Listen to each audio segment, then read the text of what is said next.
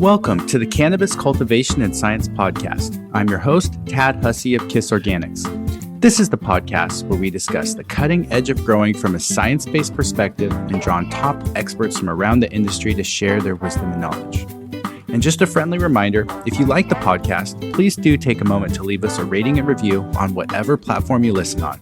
It helps the show reach new listeners. And if you want to support the podcast, please check out our Patreon, where we do hangouts, book clubs, share genetics, and much more. Or if you're looking for living soils, amendments, or soil testing, we have all that available on the KISS Organics website. My guest this week is Michael Alden. Michael is the research director at Stairway Holding and explores methods to improve efficiency and productivity in cannabis cultivation. He spent the past 5 years as a graduate research assistant with Dr. Jim Faust studying the flowering physiology of poinsettias. For his master's and for his PhD, he studied cannabis at Clemson University. Now on to the show.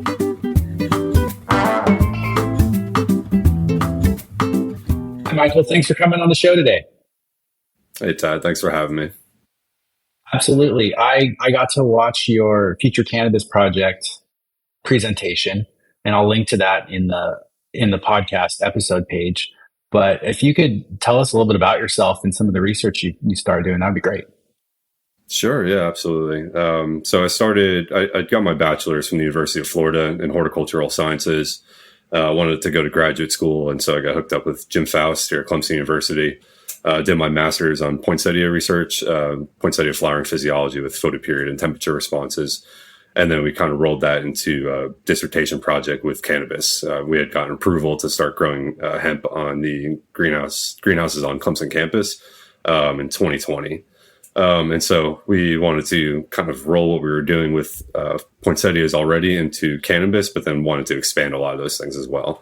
Photoperiod was the first interest for Jim and I starting off the project, and that kind of naturally rolled into asking questions about flushing and height control and some other projects as well. So what made you so interested in photoperiod, and how does that relate to your research with poinsettias? Yeah, I remember taking my undergrad physiology classes, and I always thought photoperiod was so interesting. And I think the professor had Rebecca Darnell. Took 2 semesters of flowering plant physiology with her, and she had a really, really interesting way of just talking about some of the differences that we see with photoperiod, and just even how the genetic regulation of flowering and such with that. That always just was kind of interesting to me. And then with poinsettias, the project we had gotten started on was heat delay. And that's where, around September, when poinsettias will naturally start flowering, if there's high temperatures at that time, it'll delay the flowering, which will inevitably result in the poinsettias being immature when they need to be shipped out to the consumers. So essentially you're sitting on plants that won't get sold. So one thing that we looked at was, okay, well, if you're at September, photoperiods are going to be close to about 12 hours. Well, what if we shorten the photoperiod and lengthen the night length? And so what we found eventually was that if you can overcome a lot of this heat delay by just providing a longer night length. And so that just means using blackout for a longer duration than you would. Now, if you're growing under natural day conditions, if you don't have black cloth available, then you're stuck with those temperatures. But a lot of poinsettia or ornamental growers do have black cloth available. So, that was kind of our end result of that. So when you say heat delay, are you talking about being too warm? Yeah. So greenhouse temperatures getting around 80 to 90 degrees during the day, especially, and especially high night temperatures can have a detrimental effect on the flowering initiation. That's really interesting. So even if it was still too warm, if you just reduce the amount of light, specifically in terms of photoperiod, that really fixed it? Yeah. So, if you think about it, with short day plants, as they're going from long days in the summer to short days in the winter, there's this gradual increase in the flowering stimulus that's being produced by these shorter days. And so when you're in September around a 12-hour photoperiod, there's, let's say, a level 5 out of 10 flowering stimulus being generated. Well, if you have high temperatures at that time, then it's going to knock that, the flowering stimulus level maybe to like a 3 or a 2, right? But if we extend out that or if we shorten that photoperiod, then we can raise it up to, if it's, nice temperatures, maybe to like a 9 or a 10, like a perfect flowering rate. But then the high temperatures being still there, they'll, knock it down a little bit.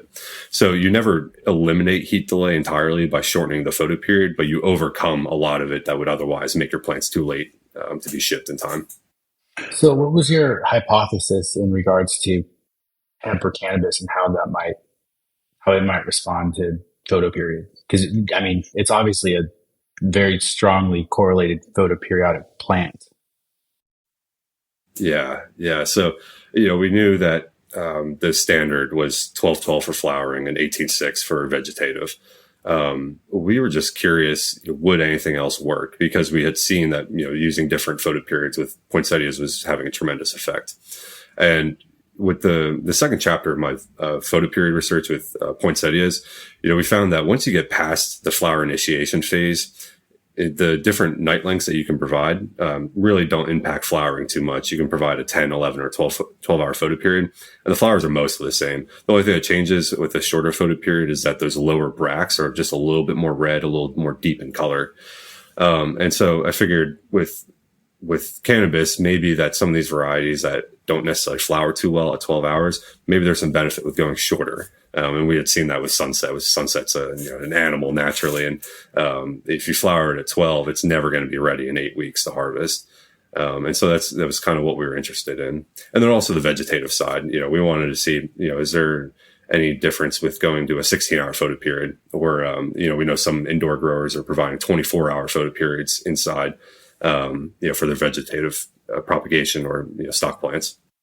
Yeah, let's just talk a little about your experimental design. So you decided to set up this experiment to look at different, day lengths, I guess, or night lengths, however you want to look at it. What did you decide on for your experiment? Just to back up a little bit. So yeah, we've done 5 different photoperiod experiments, but I guess we can just talk about this first one because the other ones are pretty similar. We kind of tweaked the experiment a little bit. The main idea was that we had 3 varieties: Sunset, OG, and Tiger. And that was because Allison Justice at the hemp mine, she had provided us with the genetics, and she told us, these were 3 that were clearly different from each other in the field. And so we wanted to use, different varieties, because if you just use the same kind of same photoperiod responses, you're not going to get too much differences. So we want to cast a wider net. The next thing we did was, we want to provide different photoperiod treatments. And of course, the question is how you're going to achieve that. Because naturally, if you think about providing a 10, 11, or 12-hour photoperiod, then you say, well, the 12-hour photoperiod is going to have a lot more light than a 10-hour photoperiod would. So, and that's true. And that's what we did later on in the photoperiod experiments where we compensate, or we expected that we were going to have different DLIs with these treatments. But this first experiment, all of the photoperiods had the same exact DLI. And the way we did that was we had this blackout greenhouse, and we had 4 benches that we split into these different zones. So all the plants got supplemental lighting and natural day sunlight for 10 hours every day. And then the greenhouse would close down. So all the lights would shut off, except for these little bulbs that we had in each of these zones that were separated from each other. And so let's say with a 10-hour photoperiod, all the lights would turn off and the bulbs would turn off right at, when the greenhouse closed. With the 11-hour photoperiod, those little bulbs would stay on for just 1 more hour, right? The 12-hour photoperiod would stay on for 2 hours. And so those little bulbs, they were just enough to keep the plants awake, essentially, to stimulate the day length photoperiod response. But not enough to, create any differences in yield or plant mass or anything like that. So the differences in photoperiod length were controlled just by this little tiny light bulb, is what you're saying. They didn't get any extra light per se, really. Just they weren't able to really see a night period for quite as long. That's okay. Yeah, that's right. And so that way, we could say the 10 and 12-hour photoperiod, for example, they had the same DLI. Now, how did the morphology of the plants change based on the photoperiods? That's really what we were more interested in. The morphology, the cannabinoids and all that kind of things. Yeah. And for listeners who aren't is familiar with some of the terms, like morphology just refers to like sort of the structure and the shape of the plant. And so when you're talking about this, one question I had when you said that you chose cultivars that were all very different, were they different in terms of cannabinoid expression? Were they different in terms of terpene expression, or were they different in terms of like days to finish or height? Like what were these differences that Allison kind of highlighted for you? Yeah, so I believe it was primarily photoperiod differences. Essentially, that she would put these out in the field at the same time, and certain varieties are flowering, in August, and then others aren't flowering until maybe late September, or ready to harvest until October. And so, one variety like Tiger, that one, Allison had to put supplemental lighting in the fields even in the summer to keep it vegetative, because otherwise it would just start flowering under any day length outside. That's a very handy trait for a lot of growers around the country. That's cool.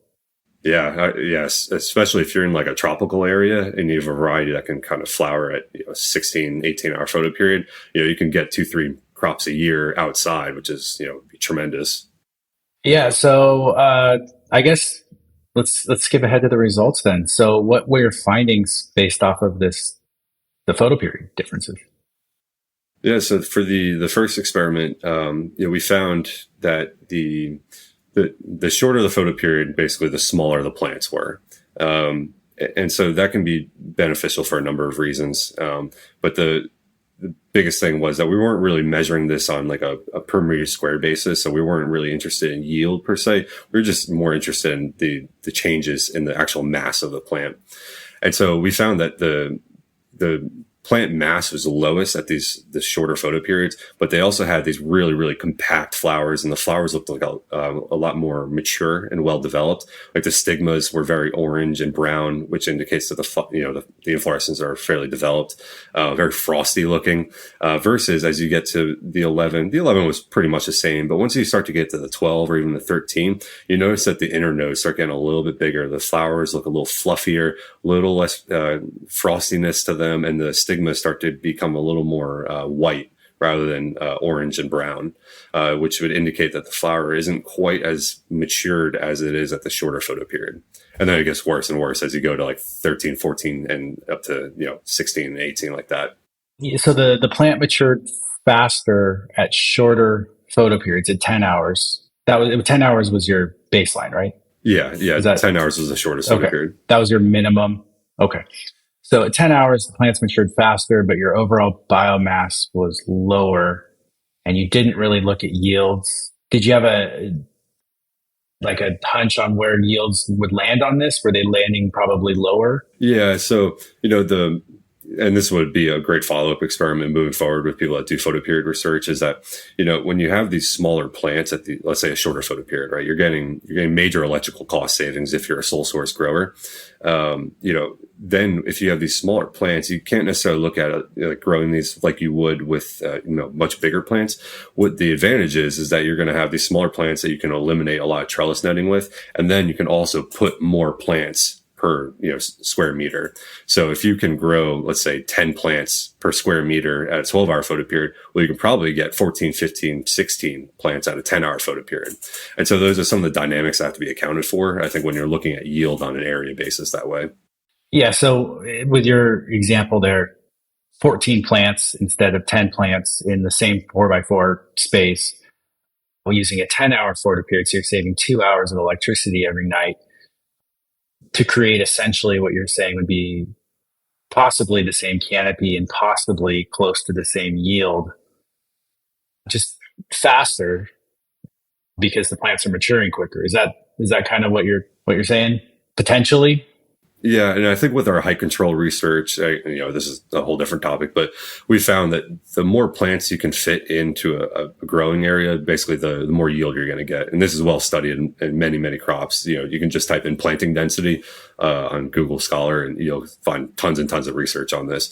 And so pretty much every other crop in the world is grown at these super high planting densities to maximize photon capture on an area basis. And so with these bigger plants, it's really a lot more inefficient. And so by getting your plants smaller with a shorter photoperiod, you can increase the photon capture, and really overall, I would expect improved yield. But, we never did that per se. So I don't want to say it's a guarantee or anything like that.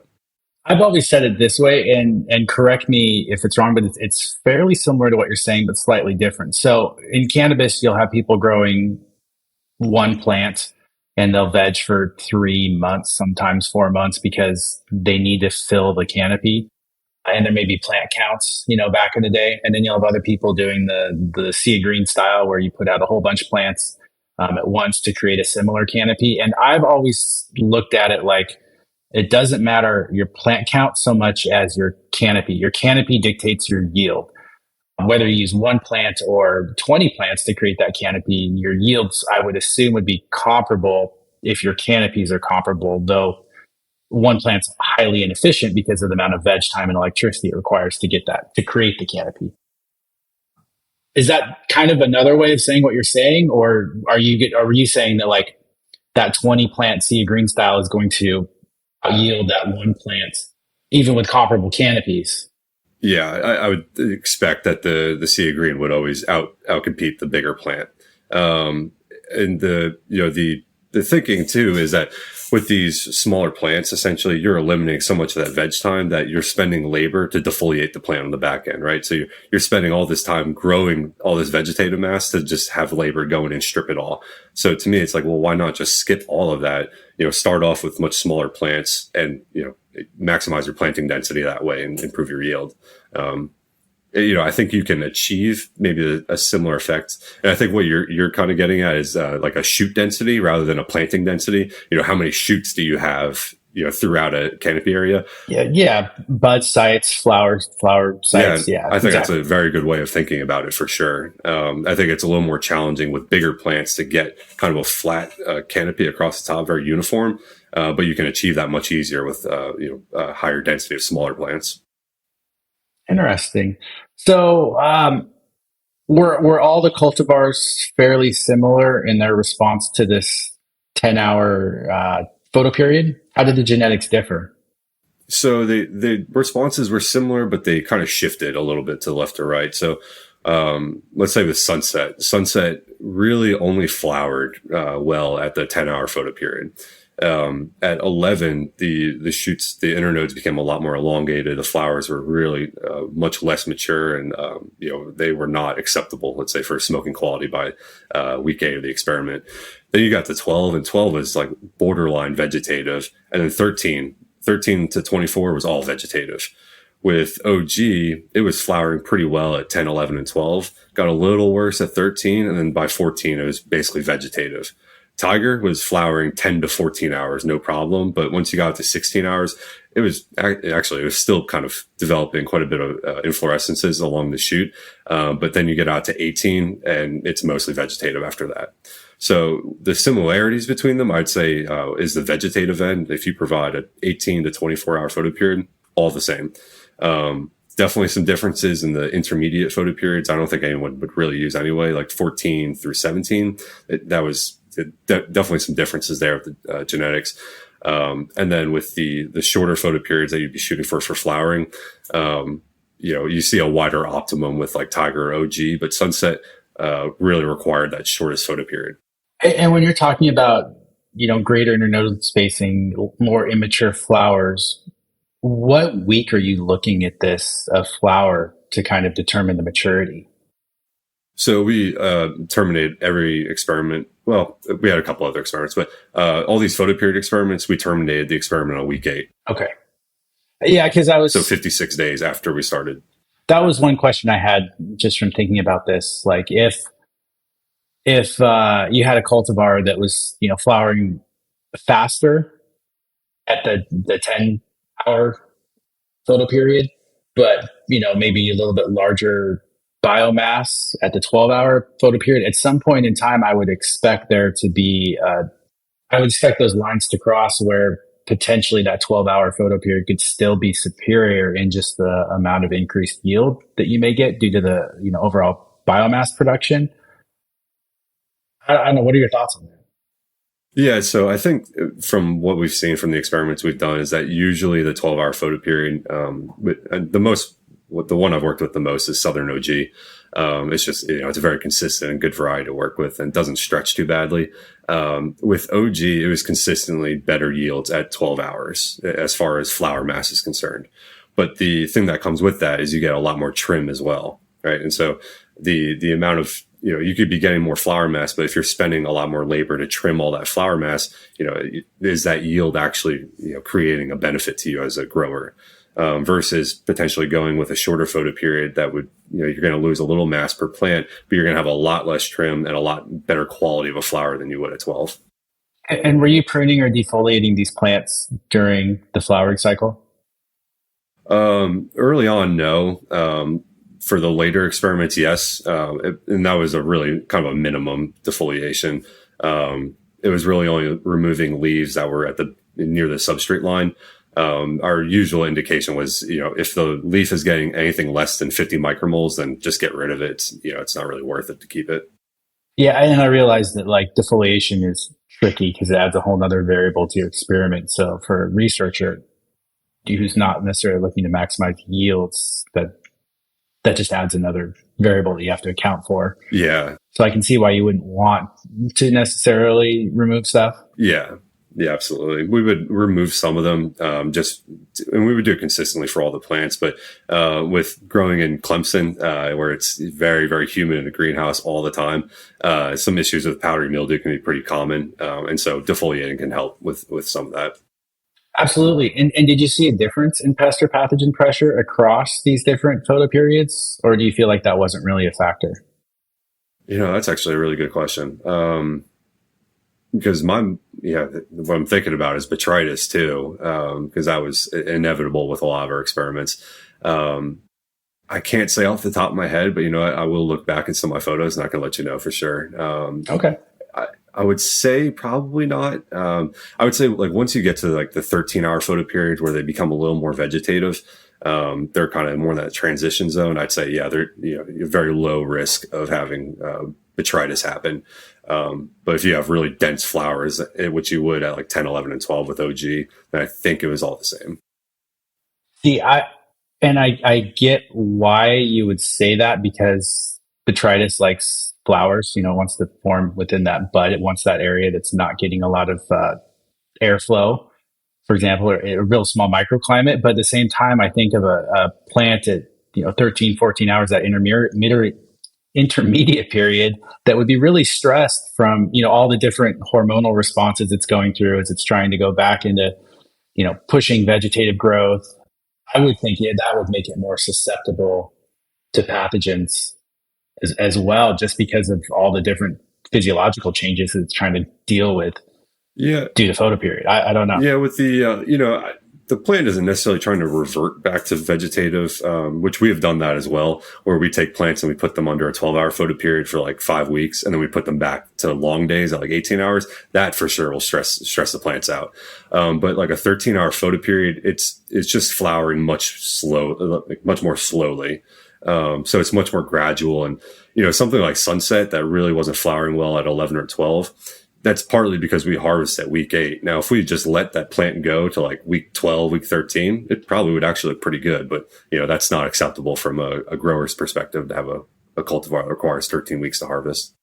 Yeah. So one other question I've been wanting to ask you about this experiment too was, did you measure cannabinoids or terpenes and how those might change based on photoperiod? Yeah. And so with OG, that's the one we did the most with. You do see an optimum, a very clear optimum with these, that the 12-hour photoperiod for OG was the best, and it wasn't even close. The cannabinoids were lower at the 10, and they got higher at 11, went higher at 12, but then really dropped down at 13. And so from an extraction standpoint, if you're doing these different photoperiod treatments, you can see which photoperiod is clearly the best for you. If you're growing for flower, though, of course, there's more considerations than just the cannabinoid percentage.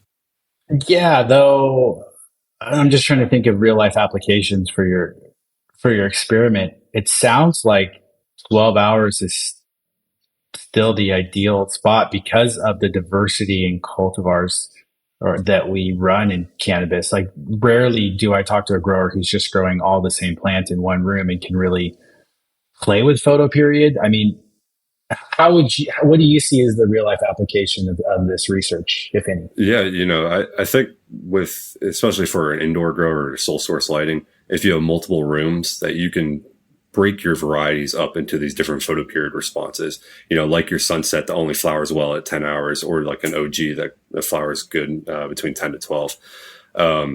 Because I'm sure there are plenty of varieties like sunset that they don't necessarily flower too well. They stretch really bad at 12 hours, and they're probably good genetics, but they require a shorter photoperiod. And that can also play into your breeding strategies as well. Like maybe some of these varieties that don't necessarily flower well at 12, well, maybe they have some other good genetics to breed with, and it just takes a little bit shorter photoperiod to make it good. And I think, one of the other benefits is the electrical cost that goes into it. It's for sure that cannabis growers are spending a ton of money running their lamps and everything like that. So every single minute those lamps are running is costing money. And then the other thing as well is that we saw with these shorter photoperiods that your flower to trim ratio is just so much higher than it is at a 12-hour photoperiod. And so that can also cut down tremendously on your post-harvest cost. Yeah, those are all good points. I mean, it would require. So what I'm thinking about when you say this is, one, most folks run multiple cultivars, but maybe they have, those cultivars can have similarities that could allow you to start experimenting with this on a smaller scale and then maybe expand into a room. Because there are advantages, like you said, to less trimming, faster finish, it sounds like, with some of these plants, and obviously the electrical savings. But the other thing I find in commercial indoor cannabis is that you end up having to switch out your cultivars quite a bit based on market demand. These hype cultivars, and it's like by the time you research one and get it dialed in, I bet you're having to kick it to the curb for something else in a lot of cases just to stay with the market, which is frustrating. Yeah, no, I totally empathize with that. And I think it's kind of more of a short-term problem right now. It's what the growers have to deal with now to make the market work for them. Absolutely. Will that be the case, for years to come? I don't think so. I think some of these genetics are going to get dialed in as clearly superior. And ones that, they'll be in your 7-Elevens, your standard, Southern OG and your pre-roll packs, those are going to be the well-researched ones that are going to be kind of mass marketed that way. But as far as trying to make new varieties all the time, especially for more craft growers, I think it adds a challenge to have to do all these cultivar evaluations and, for a variety that might only stick around for a few months. Yeah, I mean, it just has me thinking of if a breeder was able to come out with a cultivar that had like really good, a real good chemovar expression, and then a 10-hour photo period or something shorter that they could prove worked really well, I could see that being a huge hit. Yeah, that's really exciting. Very interesting. Yeah, I could see for sure that some of these breeders, like you said, the chemovar, I think that is hands down the best way to classify these different cannabis varieties. I think eventually people are going to be able to start patenting these different varieties and be able to mass market them to different growers around the country. And in those regards, that's where you're going to want these cultivar evaluations to show this is how it performs at 10 hours, 11 hours, 12 hours, and different temperatures as well. There's so many variables with genetics. I mean, I know they've discovered the certain genetic markers associated with powdery mildew now and resistance, which is really interesting. I'm sure we'll find out there's ones related to botrytis and other major pathogens that could make growing this plant a lot easier over time. So, I appreciate the research that you and others are doing to really push us forward in the industry.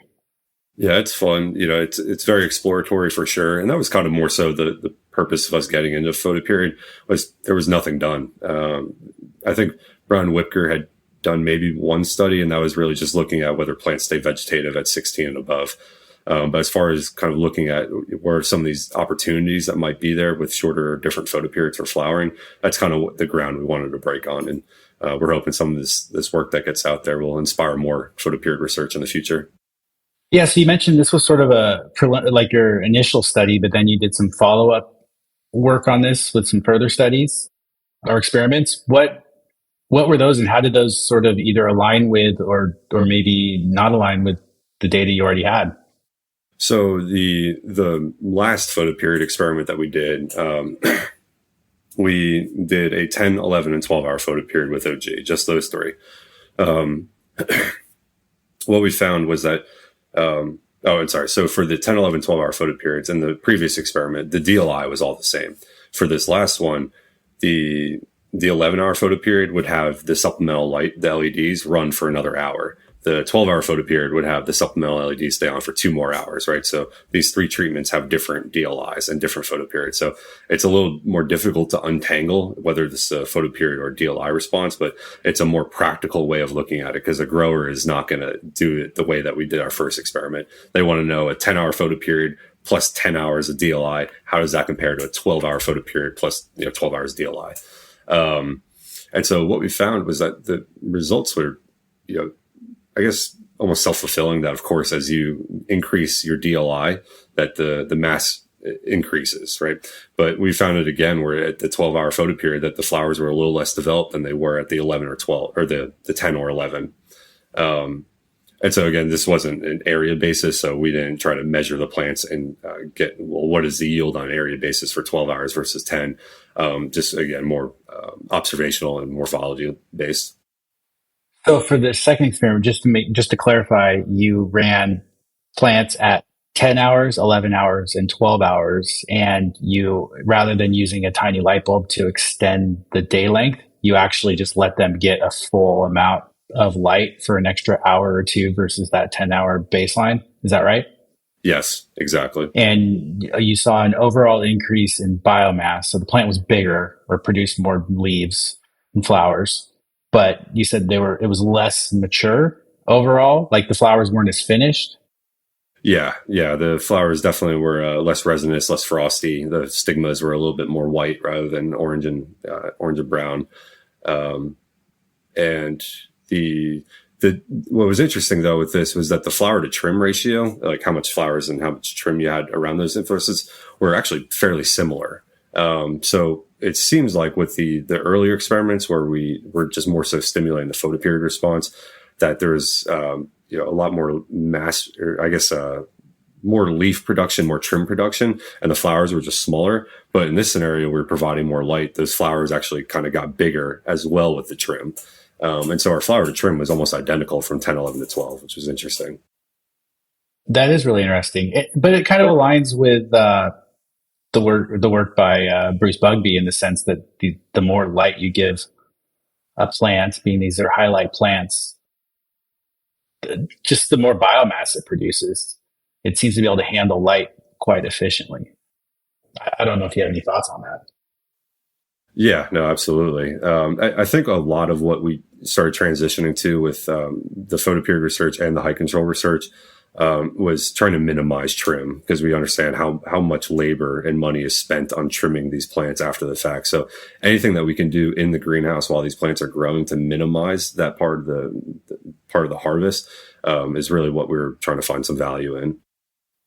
And when you say the plants were less mature, are we still talking about like day 55, 56 range for harvest? Yeah. Yep. Right at the end of harvest. Yep. And we did find that the cannabinoids were again the highest at 12 hours, but it wasn't too much higher this time. With the strictly photoperiod one, it was clearly better at 12 hours, which would indicate that there's something about the 12-hour photoperiod itself, regardless of the DLI, that's stimulating a higher cannabinoid concentration. With this experiment, it wasn't as much of a difference between the 10, 11, and 12, but you could see a pretty similar trend. Do you think that this is probably a more esoteric question, but like, do you think this just relates more to the way these plants have been bred and cultivated by humans over the last decades, centuries, to flower optimally at 12 hours? Or do you think this is something that is relates back to the genetics of the plant, originally? Yeah, so I think it depends on where the varieties are coming from. I know there's the traditional, what people consider the sativas are the ones that originate from more like Afghanistan. And then the indicas are supposedly originating from the Hindu Kush areas. or the Hindu areas. It's always called Hindu Kush. And so I think it depends on where those, the photoperiods that they're exposed to naturally when they were first evolving by themselves, and then how we bred them afterwards. Of course, we were mixing them back and forth. So it definitely will depend on the genetics that you're working with. The challenge is trying to go back in time and say, okay, well, what lineage did this cultivar come from to understand, what the photoperiod optimum might be. Is there a chance we could eventually discover there's genetic markers related to photoperiod that we might be able to identify and then know how a plant would be optimally grown from a light perspective? Yeah, I would say yes, for sure. I think genetic work can find out basically anything related to physiology. And I think what I'm thinking is that some of these differences are just a classic induction of flowering, right? The leaf perceives the photoperiod. It creates a stimulus. It translocates that stimulus from the leaf to the shoot apex. And then that stimulus elicits a change in the meristem from vegetative to flowering. That's just part of the flower initiation process of just making a reproductive meristem. Of course, there can be all sorts of genetic components right there. Then you think about the development of the cannabinoids and the actual appearance and even like the amount that the plant stretches and things. I think, of course, all these things are going to be genetically regulated, and there would be some serious opportunity to kind of manipulate every step of the process. Yeah. Was there anything else related to this research or other photoperiod research that you wanted to talk about before we move on to some of your other work? Sure. Yeah. The one other thing that we really saw was kind of interesting was with sunset. Now with sunset really only flowering well at the 10-hour photoperiod. What we also saw is that every time we would flower sunset at this 10-hour photoperiod, the leaves would always get really, really purple, which would indicate that phosphorus is being mobilized from the leaves up to the flowers. And as I mentioned with Bruce before, him and his graduate student, Mitch Westmoreland, they put out the phosphorus paper a couple of years ago, showing that essentially if you're putting more than 30 ppm of phosphorus on your plants, you're just wasting it at that point. But the other thing that they were showing is that this response of mobilizing phosphorus from the older parts of the plant into the growing flowers is a fairly common response in a lot of other species. I'm forgetting them off the top of my head, but he has them in the publication. And so we've really only saw that with sunset, where if you have it at the shortest flower or the shortest photoperiod, that you are getting this what looks like phosphorus deficiency in the leaves. And what that tells you is that perhaps that this is the strongest flowering stimulus, and this is what's causing the plant to move phosphorus from the leaves to the flowers much more aggressively than it does at a longer photoperiod like 12. And so there's one part of just looking at the flowers of saying, okay, well, maybe these are more compact or more or less frosty, but then also just looking at the leaves themselves and seeing how they're behaving, because they're all in the same fertilizer program. So there's no reason why, a 10-hour photoperiod should be any less, healthy than a 12-hour photoperiod with the same fertilizer program. Sorry, I'm just processing that. That's not what I would have expected to hear. So you're just to reiterate, you're saying at a shorter DLI, 10-hour photoperiod, you saw phosphorus deficiencies being demonstrated on the plant in the form of like purple stems. And that relates to the plant trying to grow, or essentially growing flowers, or maybe senescing faster. Is that kind of what you're saying? Yeah, so the leaves would get what looks like phosphorus deficiency, and what Mitch and Bruce have hypothesized is that the plants are doing this. They're mobilizing phosphorus from the leaves to the flowers in order to provide phosphorus to make phytic acid, which is an energy source for the seeds. Now, of course, that's kind of redundant in cannabis cultivation because we're growing unpollinated plants, but it is interesting to observe that what the plant can do at this shorter photoperiod because of that. In nature, if a plant is having a 10-hour photoperiod, the plant's going, oh shit, winter is right around the corner here. I need to flower as fast as possible and make seed. 12-hour, not so much. It's still got time to grow. So this is almost like a crop steering sort of a approach here, where you're creating a scenario that forces intentional plant stress. Oh, unintentional in this case, but potentially an intentional response from the plant. So seeing that you did have a noted phosphorus deficiency. How did that impact the final flower? Oh, the flowers at the 10-hour photoperiod were much smaller for sure, but they were dense clusters, which was interesting. Very, very frosty and dense clusters, but way, way smaller than the 12-hour photoperiod. The trade-off, though, with the 12-hour photoperiod, that the stigmas were pretty much all white and really underdeveloped. But that's kind of a more unique case with sunset, that it doesn't flower well at 12 hours. I'm sure there's other genetics out there that you could probably see some of these natural phosphorus deficiencies, which that doesn't mean you need to go and dump a bunch of phosphorus on the plants. It means your plants are flowering, kind of as they should. Yeah. So I've associated purpling with genetics. Some genetics just seem to express that. And feel free to correct me on any of this with your own experiences. Cold root temperatures will obviously limit phosphorus mobility in the plants. But you rarely see that in indoor facilities these days. And then the other thing is, what about sort of I'm blanking on the term, the purpling due to the lighting. In this case, it wouldn't apply, but high intensity lighting creates, it's not antioxidant. My brain's just not working right now, but you see it with like tomatoes and things like that purple color. There's a term for it, and I had it 5 minutes ago, but I can't think of it right now. Do you know what you're talking about? Yeah, I don't remember the term either, but I feel like I know what you're talking about. It'll come back to me. It's an antioxidant. But that's another thing that essentially coats the leaf as a plant response, as a way of protecting the leaf due to the highlight.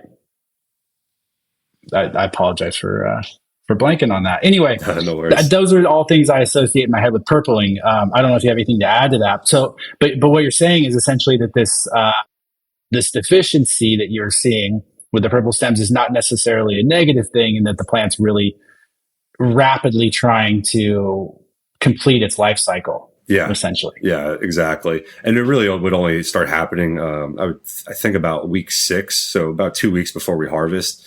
And so by that point, all the vegetative mass is done growing anyway. And so really, it's going to be mobilizing everything from the older growth into the flowers.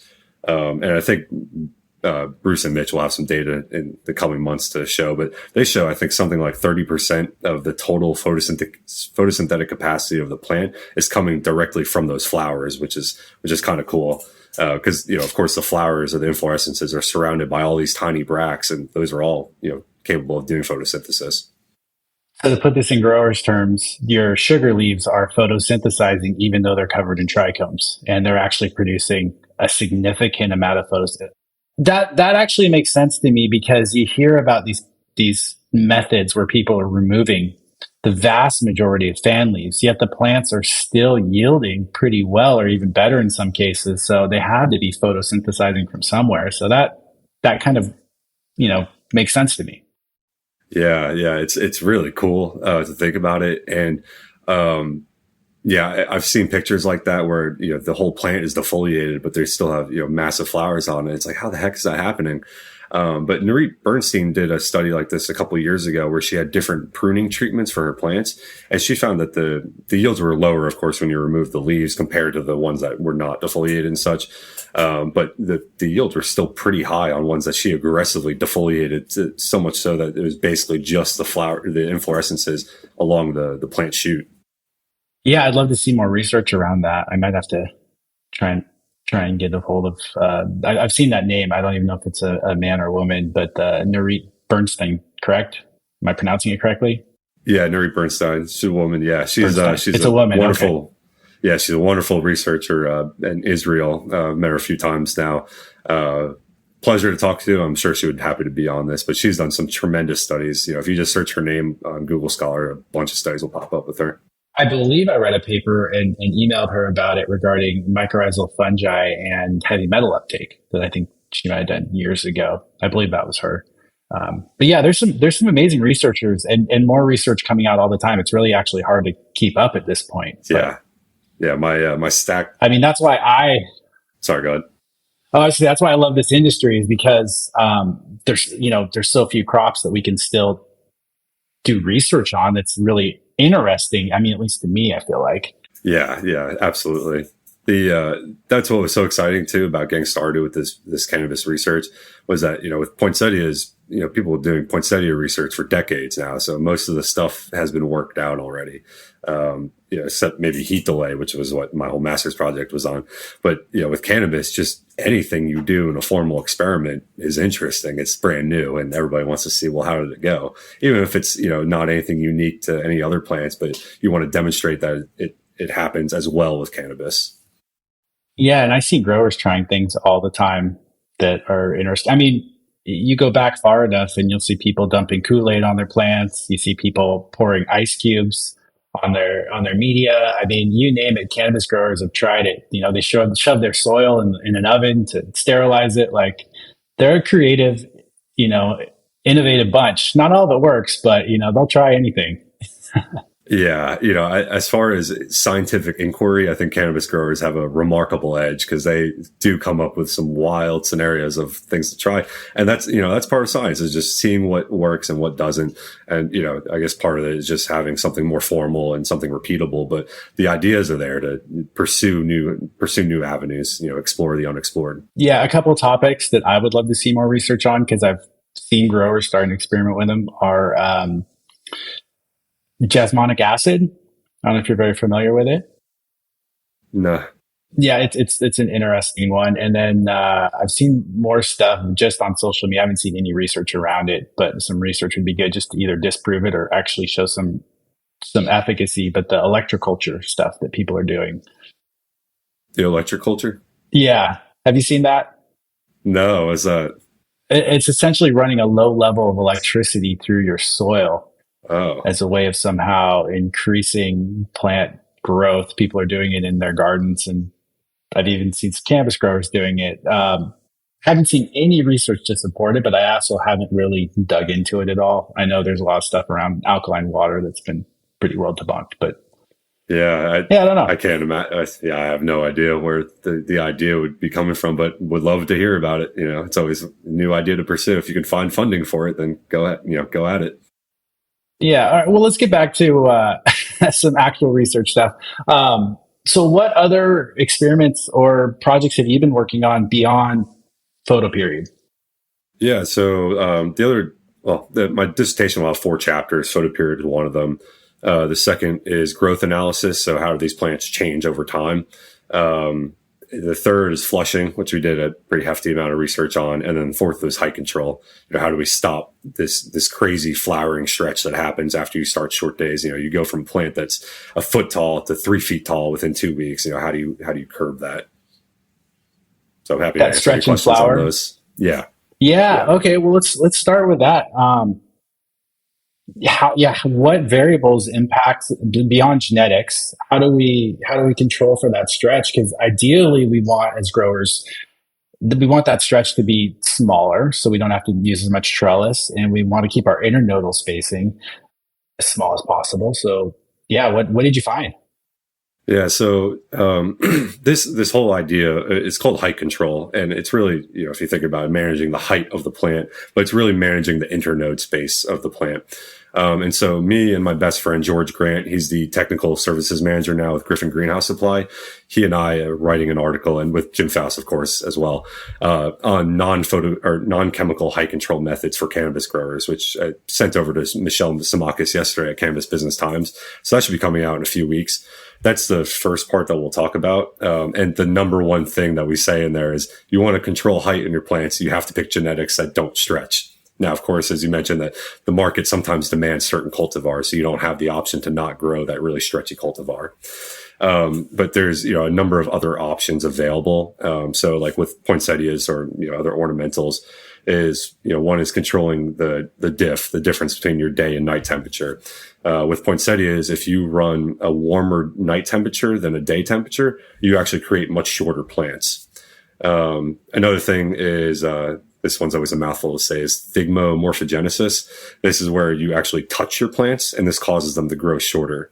And so what some growers have demonstrated, I can't remember what crop this was with, but basically if they just vibrate the bench tables a little bit, just to create a little bit of wiggle in the plants, it causes them to stay a lot shorter.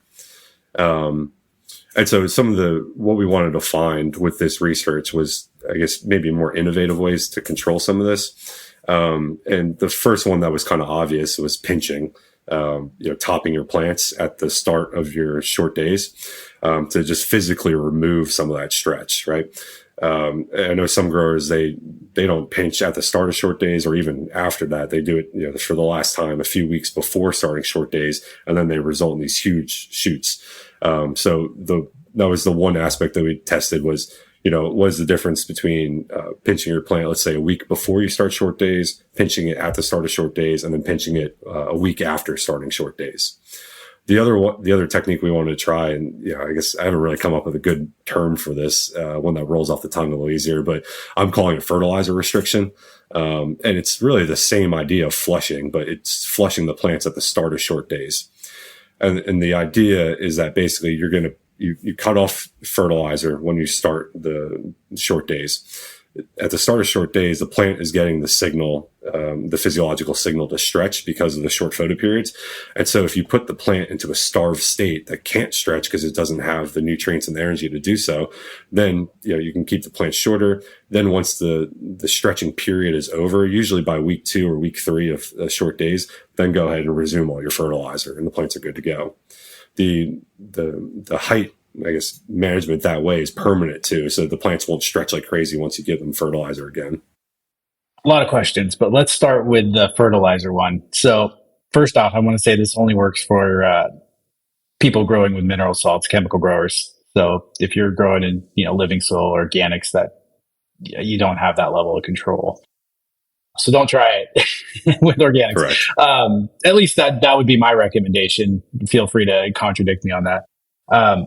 With the fertilizer restriction, though, are you seeing any plant deficiencies or creating, a greater stress response through this restriction? Oh yeah. The plants look like they're on the verge of death when you do this. Okay. The fertilizer restriction treatments that we had were 0, 1, and 2 weeks after starting short days. So what's interesting is that the plants with 1 and 2 week fertilizer restriction, the leaves would get really yellow. The plants would clearly be smaller and just overall stunting. But with the 1 week fertilizer restriction, we're just doing it from day 0 to day 7. Then we give plants fertilizer again till harvest. By week 2, where that 2 week fertilizer restriction treatment is, it's even worse. Some of the bottom leaves are actually falling off and upsizing. Okay. But that 1 week fertilizer restriction looks totally healthy a week later. And then that 2 week fertilizer restriction by week 3 looks totally good and looks totally fine. Okay. And did you measure yields at the end to see how that was impacted by this stress event? Yeah. So this is where we've really gotten into the idea of planting density with this. So the fertilizer restriction causes a permanent stunting of the plant as far as the length by width dimensions of the plant. And so what we did was we measured the yields on all of them, but we also measured the actual length, the dimensions of the plant. And so what we found was that the longer you apply fertilizer restriction for, the smaller the plants get, the lower the yields on a per plant basis. But if you put that on a per area basis, then the yields are actually significantly higher. And so what that requires then is that you're growing more plants per meter square, but the yields are tremendously higher. Yeah, that makes sense. Okay, I don't know that I have a lot of other questions around that. Getting back to your touching one, though, you're going to have a bunch of people running through their rooms touching their plants. Yeah. Could you receive the same physiological response by just having a fan that's moving the plant? Yeah. Actually, I think you could. If you have enough airflow. Yeah, I think you could. Where you're getting the plants to kind of move back and forth a little bit. I think that would work fantastic. Another method that I think they do with basil, I want to say, is that they have like a little brush motor that goes over the plant as it just goes down the bench, just to touch the top of the plants, and that is another good stimulus, and that helps sometimes kick up some insects as well and get them trapped on sticky cards. Oh, that's interesting. I would love to see a video of that in action. I've never heard of that. Yeah, if you look up Shenandoah growers, I think they're in Virginia. I think they have all sorts of videos online you could see. Very cool. Yeah, I come from a landscaping background. My parents owning a nursery landscaping business, so I just know from planting trees that the way we stake them, we want that tree to move around a little bit because it creates a better root mass and actually has better root structure, and is a healthier tree that won't require as much staking if we plant it correctly. And I could see how this would correlate with what you're doing with cannabis. If you baby the plant and it has no stimulus, in terms of movement back and forth on the stem itself, you don't have quite as robust of a foundation in the roots to support the plant because it doesn't put energy into it because it doesn't need it, I guess. Yeah, 100% agree. I think having a little bit of mechanical stress in that way is very, very beneficial, especially because so many growers are using trellis netting, which to me it's such a pain to use. A lot of my experiments were geared towards how do we eliminate trellis netting, and so I think some of this higher air movement is one way for sure that you could add some benefit that way. You have to go back and look because I know there's an optimal amount of airflow across the leaf surface, according to Dr. Nadia Saba, the Dr. Greenhouse. I don't know if you're familiar with her research. She's probably the top airflow HVAC expert in the industry, especially with cannabis and ornamentals. And one of the things that she talks about is how, and you're probably aware of this with calcium especially, but if you get too much airflow across the leaf surface, the plant's not able to transpire fast enough, and so you'll get calcium deficiencies expressed in the leaf or leaf tip burn, things like that. So there's a balance there between too much airflow and then enough airflow for gas exchange. Kind of like anything else, there's an optimal range there that people want to make sure they're hitting, so you're not just blasting your plant with air. Yeah, that's interesting to me because, especially with transpiration, that, if you have stagnant air, it creates a microclimate right underneath that leaf at the substomatal cavity, between the stomata and the outside environment.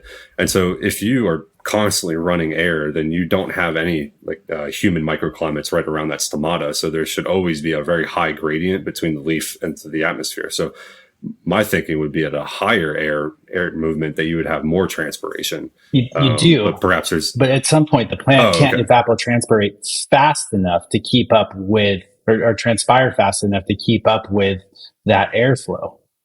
Does that make sense? And that's when you see what people call wind burn or leaf burn. Oh, okay. Interesting. Yeah. I wonder, I guess how fast is that wind going? Cause that could be some other things. And also the temperature too. Once you're blowing so much air, it's going to cool off some of these areas. So, cause that's for sure, calcium is taken up passively, has to move with water. And so if you're having low water movement, then you're going to have calcium deficiency. Yeah. Cause it's going through the xylem. Yeah, exactly.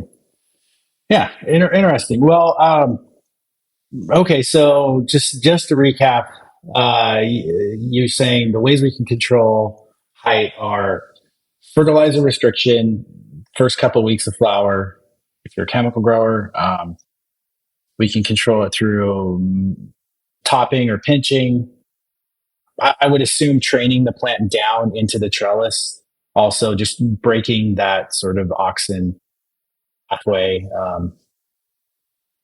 to the plant, similar to pinching, that would work too. And then mechanically moving the plant. Are those the three main ways did I miss one? Yeah. Plant spacing is one as well. If you have plants really crowded together, it's going to be, the plant will become, the environment will become far red enriched, and far red light will stimulate stretching. And so this actually kind of reminds me too, with Bruce's research, he has, clearly shown that far red photons drive photosynthesis, and that's absolutely a fact. What he and I have talked about a couple of times is that with far red light, although you can drive more photosynthesis in certain cultivars, far red light will promote stretching. And so maybe far red light isn't always appropriate to add to your LEDs if you're growing varieties that tend to stretch. Yeah, I know there's been more research around far red. I'm not as up to date on the lighting research as I want to be. But I do know that there's some folks that claim, HPS still produces a superior flower due to either A, the heat leaf surface that you get from HPS that you don't get with LED, or that you have more red in the spectrum itself. Some people just like the expression that they get off of that better than they do off of LED, a full spectrum LED. But I don't know if you have any thoughts on that.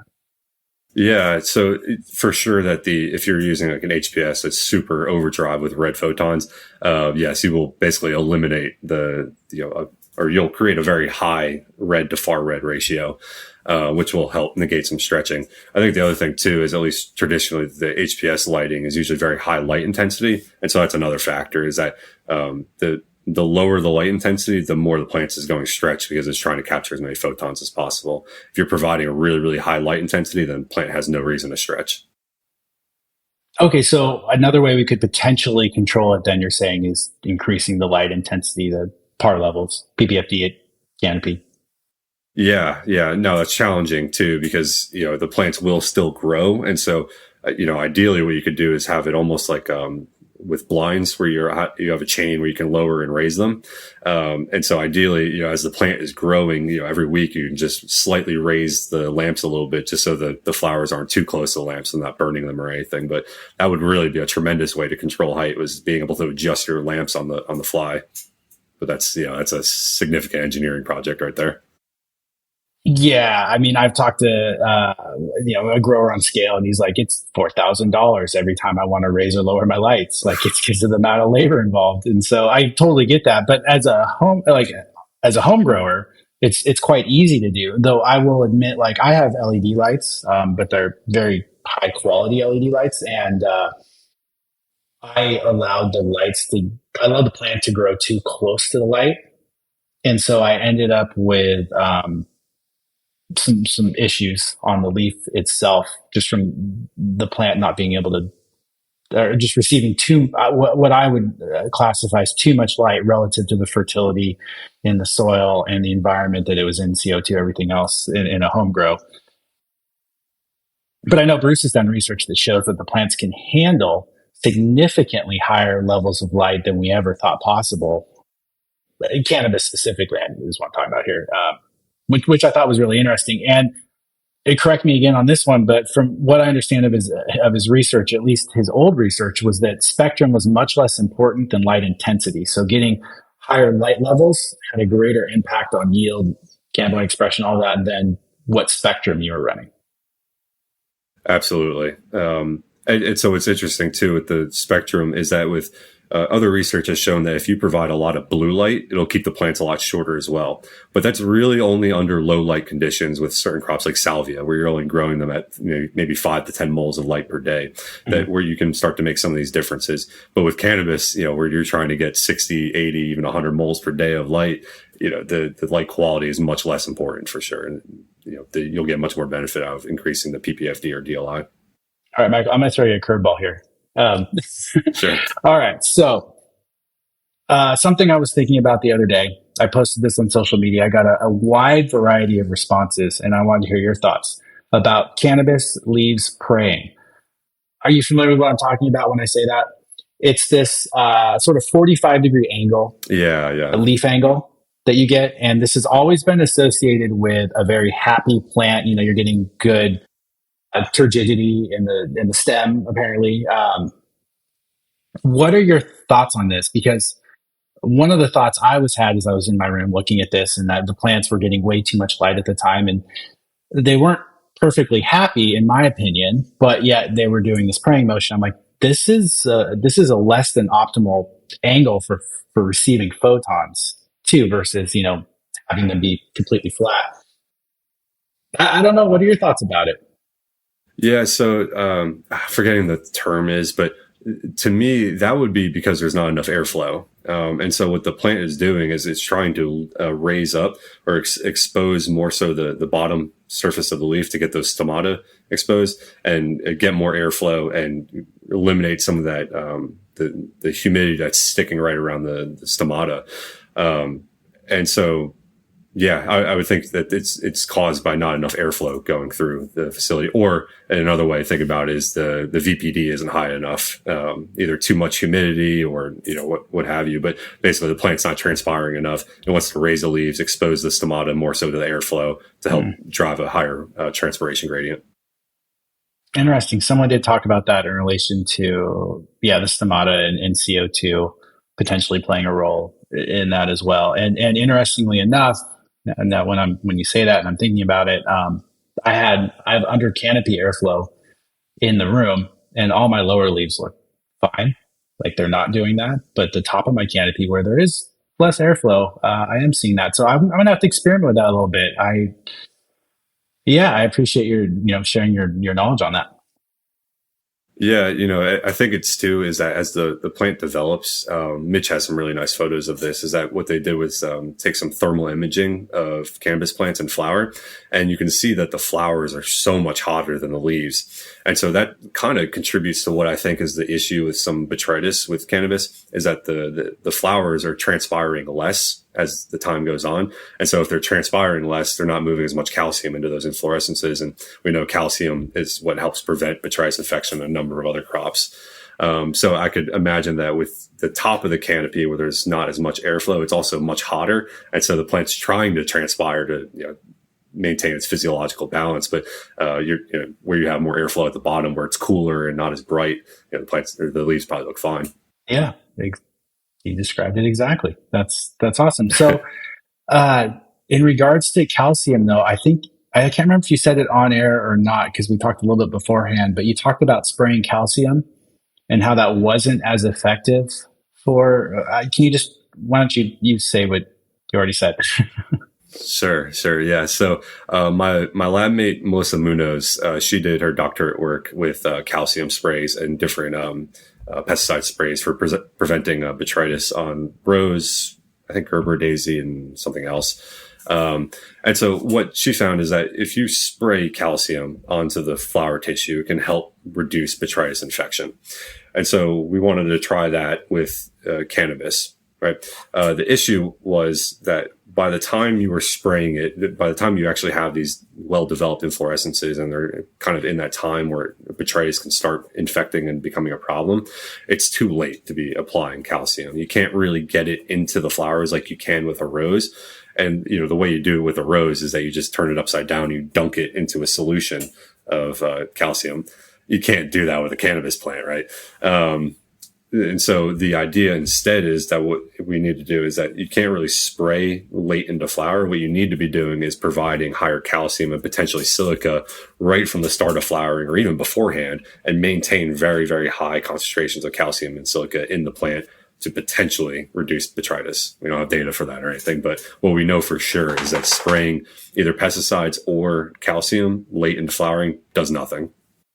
Yeah, so you're saying raise the levels of fertility in terms of calcium and silica in your media ahead of time. And I know we talked about wollastonite already. Is calcium silicate is one of the things that you used in your experiment, and it's a very affordable, easy thing to just add in your grow. We're using it with all of our soil recommendations now instead of more traditional agricultural lime, oyster shell flower, things like that. As a way of, it doesn't move the needle on pH up quite as much, but it does allow us to get more calcium and silica very affordably into the media.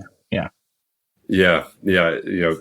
Silica really goes a long way with eliminating powdery mildew and some other species as well. So, I don't think you really need to apply that much into the substrate, or you don't really need to mix that much in, but, just a little bit will go a long way. I think it's probably, for a large scale grower, it's more practical to just mix it into the substrate or potentially do a drench. But for the home grower, I think you can just take your standard substrate or media that you're using and just, take a handful of your wollastonite and just kind of mix it in and then fill your pots with that.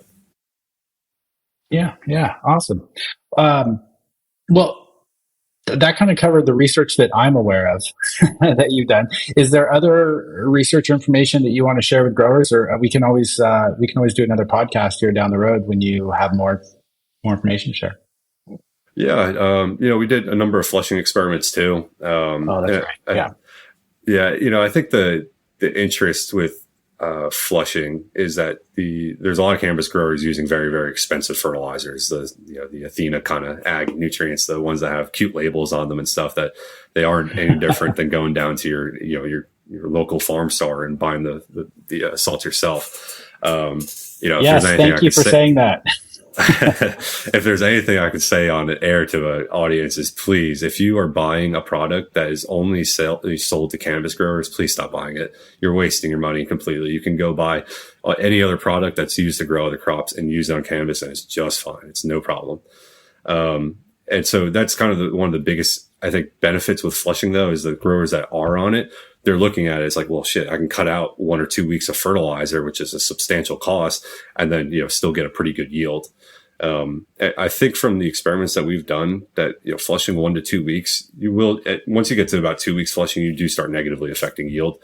But, it's not too bad of a loss, and that there's also some potential increases in the smoking quality that we never got to do because, human clinical trials are highly regulated, especially at the university and such. Sure. And that's one area that I think the flushing research, at least from the studies that we've done, we've shown pretty well how it affects the flower mass and the cannabinoids, but the smoking quality is really that is the big mystery right now. And I think that's a huge area for future research. So when you say flushing, let's just clarify one thing I want to clarify is, yes, you can absolutely look to traditional ag or other ag resources for nutrients, especially on the chemical side, mineral salt side. But be aware that you still have to be cautious of heavy metal content, and they may not be as clean depending on the regulatory bodies of your state. They may have higher levels of arsenic, lead, things like that. They could raise the risk. It's just something I think people need to be cautious of with wherever they source their nutrients. But I totally agree with you that the cannabis industry is rife with marketing and hype that they're overpaying. Phosphoric acid is phosphoric acid, nitrates are nitrates. The plant cannot tell the difference whether there was a fancy label on the product or not. So yes, yeah, I want to just highlight that because that was a really good point you brought up. But getting back to the flushing, so when you're talking about flushing, you're talking about growing with mineral salts, chemical, in Rockwell or cocoa or something like that, and then running water through it to remove any nutrients, any ionic salts from the media as a way of crop steering or creating a plant stress. Is that right? Yeah. So we grew all of our plants in peat-based media. And so, how we would apply our flushing treatments is that we would put chirp emitters into the top of the substrate, pass clear water. Usually about 15 to 20 liters was enough to drop the EC down, but you pass the water through until you get a low substrate EC. So the idea is removing all the mineral nutrients from the substrate. So the plant is really only getting exposed to water, just water to keep it alive until you harvest. The water, in Clemson, water is fairly pure there. When I say pure, it means, no calcium, magnesium, and other things are naturally in water. But that depends on the area that you're in.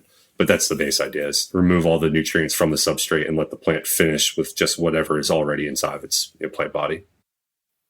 Yeah. And when are you doing it at the end of the flowering cycle then?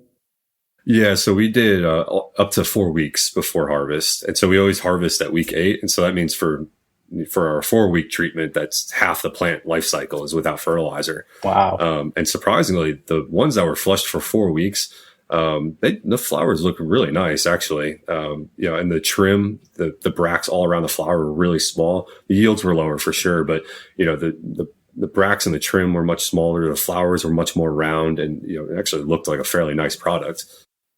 Just your yields were garbage. Yeah, they were significantly lower than they were with the control. What I found is, now our flush is very aggressive, where you are pouring water through the substrate and removing everything. Some growers just switch to clear water, so that way there's still some nutrients in the substrate, as they progress. We were removing everything right when we started the flushing treatments. And so even with that aggressive of a flush, the 1-week flush didn't infect yield at all. And we've done a number of experiments. But the 2-week flush. Did the 1-week yield have any impact whatsoever? Did it help? Did it not help? Like, no impacts versus No impact at all. Okay. Between that and the control, which was given fertilizer the whole time, no difference. Which might also tell you that, by week 7 of flowering, that the plant's really insensitive to, changes in the substrate in that last week of flowering. So based off your research, no one should be fertilizing the last week if you're growing with chemical mineral salts, because you're just wasting nutrients. Yeah, I think there's some potential to. Yeah. I'm always for trying to minimize any input, because every input costs more money, right? And we're always trying to cut costs in crop production. Yeah. From now, this was only with the one variety, but I think there's some substantial benefit that if you're looking to cut back on what your inputs are, a 1 week flush should be okay. But I don't want to promise anything there. Yeah, it's something though I think that people should look into. I mean, a week of nutrients. I think a lot of people already kind of do this, at least a week already. But I think it's something people should consider. So what happened when you moved it out to 2 weeks? The yields went down. And that's where it was a statistical difference, where it was statistically worse than the 0 or 1 week flush. Now, what's interesting too is that if you combine flushing with fertilizer restriction, there's actually a substantial amount of fertilizer you can cut out from each crop cycle. If you do 1 week of fertilizer restriction at the start and then 1 week flush at the end, well, then really you're only providing fertilizer for 6 weeks in the middle.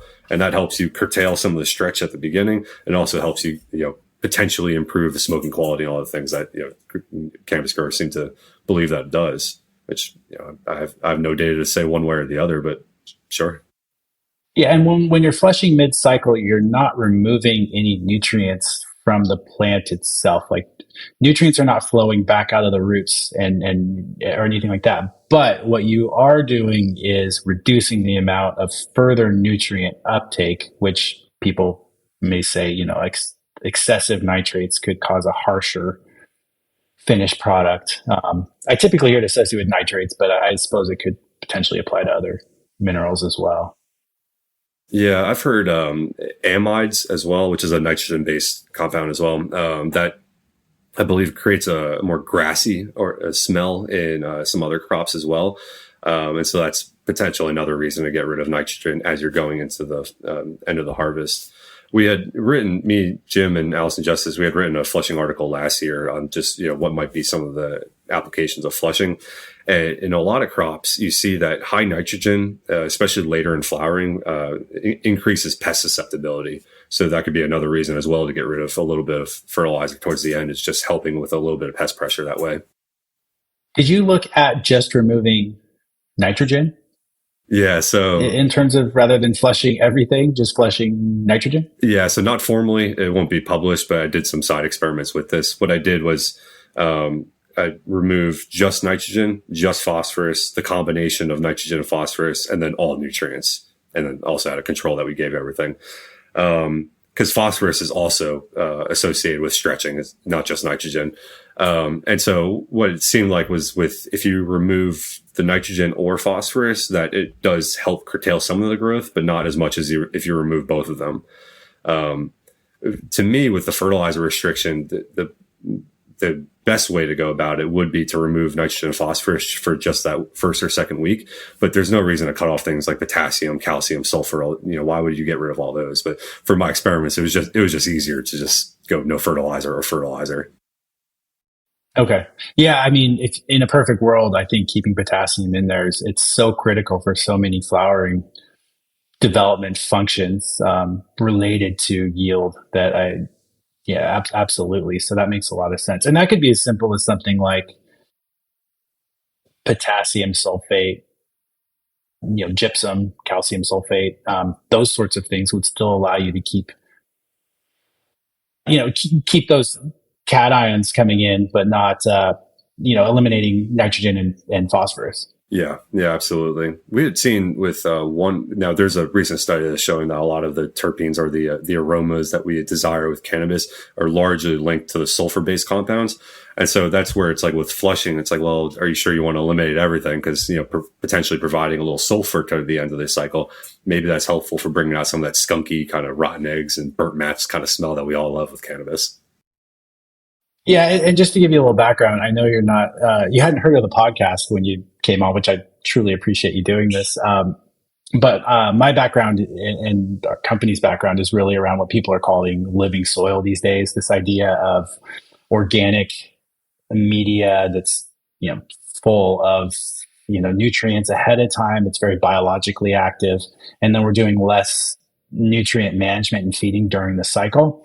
So we don't have a lot of these tools that you're talking about here. We're kind of giving the plant everything. So in my head, I'm trying to think how some of these things might apply to the style of growing that we like to do. Because, you know, one of the things you talked about is sustainability. This idea, if there's ways to reuse your media and not have to move media in and out of your facility, like that can have a lot of labor savings, but it also brings in a lot of pest and pathogen risk and risk around your crop if you're not managing your fertility properly. So pros and cons, but I just wanted to give you a little background because I'm approaching it from an entirely different perspective as you are, where you're able to target every single thing and you're using mineral salts to really dial it all in.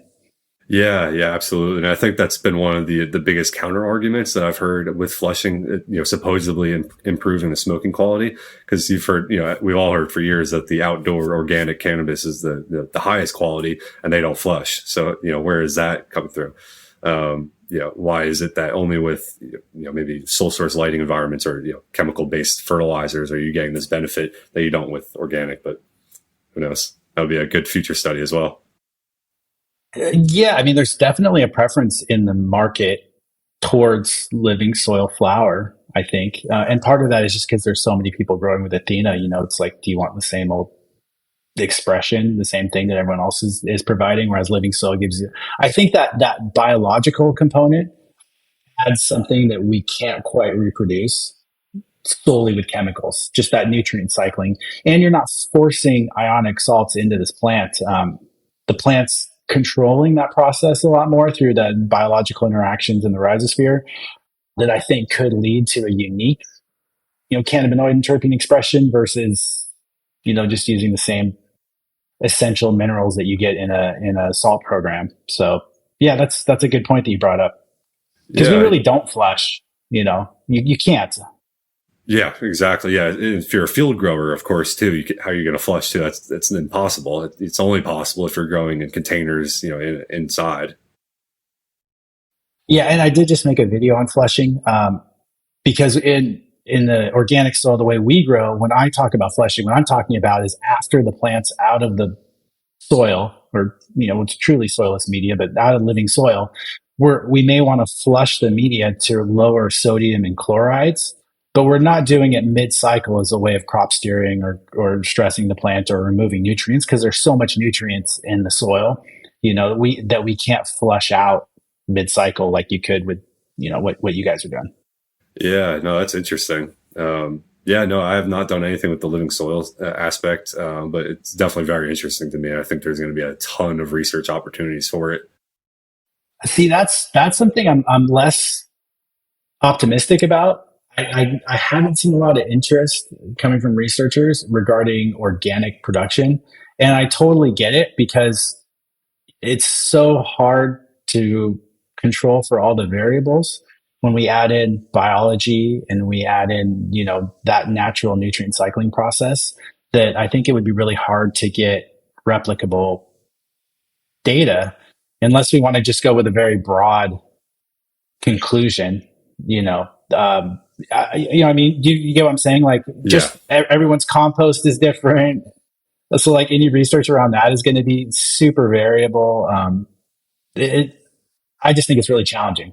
And I understand why researchers wouldn't want to, put their name on it versus something where they can dial everything in exactly.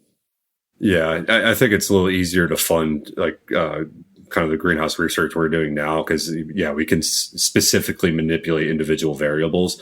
But I see, personally, I think the long-term market with cannabis is that, of course, there's going to be the big growers. Like, there's going to be a Marlboro one day for cannabis that's selling, cannabis in every state for as low cost as possible. But there's also going to be a very thriving craft business, just like there is with beer. You have your Bud Lights, you have your Budweisers and Miller Lights and all that, junk. And then you have all these other breweries and businesses that are, available as well, that are providing a much higher quality product. And I think if you get enough of them together, a certain area like California or Oregon, enough organic growers, and potentially they could do something. But yeah, I think it's in the short term, it's definitely a little more challenging to put that research together. Yeah, I mean, we'll see. A lot of the big corporate cannabis companies are failing. MedMen just totally failed recently, and I think that's interesting. I think people are finding there's a lot more to growing this crop on scale than they realized, and I think there's also, like you said, there is more demand in the market for craft flower still, but I think our market's still maturing. So who knows? You could be right. We will see in legalization. You never really know. I don't try to guess at it. Yeah. It's not surprising me to see like a company like MedMen fail, because there's companies out there that have no regard for what it costs to grow a crop, and that's something my advisor has drilled into my head from the day I started graduate research, is that you have to be focused on every aspect of the cost for growing any plant. And if you are ignoring that, the labor, the trimming, and the substrate, fertilizers, and everything, you're setting yourself up for failure.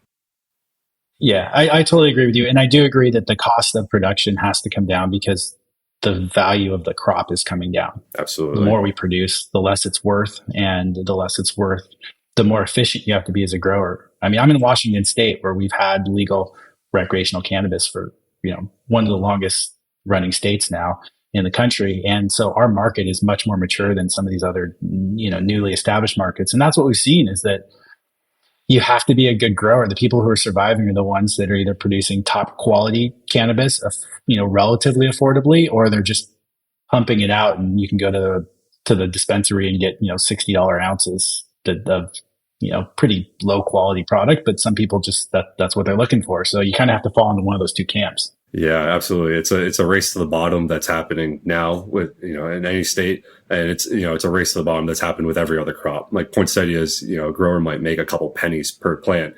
And really a lot of times poinsettias are only grown is just so they can keep their labor employed for the rest of the year, because they make more of their money on the bedding and spring plants. Yeah, I'm good friends with Suzanne Wainwright Evans, Bug Lady. I don't know if you're familiar with her. She's amazing entomologist, and she talks about that, and it blows my mind that the difference is pennies. And so from her perspective on the entomology side, they have to be so dialed in with their IPM program, because we are talking pennies per plant, that if they're doing something, you need to pay attention, because it's probably there's a reason behind it, I guess, is what I'm getting at.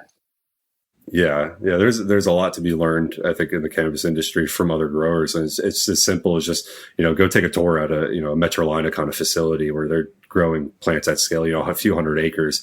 That's the techniques and practices that they're using is what, the cannabis growers will for sure need to adapt to. Awesome. Well, hey, I really appreciate your time today. I would love to follow up with you down the road with more research as it comes available. And I'd love to promote and share what you're doing as your research is published. So thank you for your time today. Yeah, absolutely. Glad to be here. I just took a job out here in Oregon, so I'm happy to be living out here on the West Coast now. I'm working with a smaller cannabis grower who also values cutting every single cost across the board. So it's he doesn't care about me signing an NDA or anything like that. So I'll be sure to be sharing a lot more of our research projects coming up here.